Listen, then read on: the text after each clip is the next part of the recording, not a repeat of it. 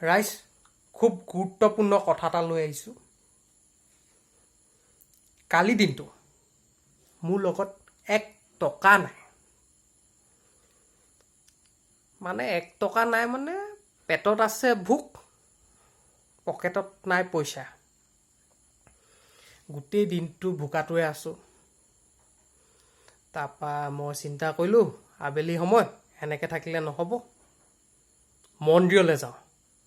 ভগৱানৰ লগত দেখা দেখিও হ'ব, 2 এটা কথা পতাও হ'ব আৰু কিবা এটা খাবলৈও। তাৰপৰা সেই ভাবি মই মন্দিৰলৈ গ'লোঁ। তাত কোনো এটাই প্ৰসাদ নাযাছিলে। সেই সুদা পেটে আকৌ ঘূৰি আহিবলগীয়া হ'ল। তাৰপৰা মন্দিৰটো পাৰ হৈ আহি আমাৰ টংকেশ্বৰ ধাবাখন পালোঁ।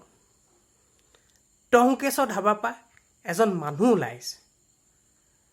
মানুহজন ওলাই আহি মোক কৈছে, আহক আহক আহক, সন্ধিয়াৰ পৰা বোলে এজন মই বিচাৰিয়ে আছিলোঁ লগে ভাগে খাবলৈ। কথাটো শুনি মোৰ অকণ ভালো লাগিছে। দিনটো ভোকত আছোঁ, অকণমান পাইছোঁ কিবা এটা। তাৰপৰা সেই বুলি ভাবি মই গ'লোঁ। খোৱা বোৱা কৰিলোঁ প্ৰায় 2 ঘণ্টামান ধৰি। তাৰপৰা ধাবাৰ পৰা যেতিয়া ওলাই আহিছোঁ, গাটো অকণ শক্তি পোৱা গতে লাগিছে আৰু ৰাস্তাটো দেউতাই বনোৱা যেন লাগিছে। তাৰপিছত মোৰ মনলৈ কথা এটা আহিছে, চালা ভগৱানে এড্ৰেছ দিয়ে এঠাইত, থাকে এঠাইত।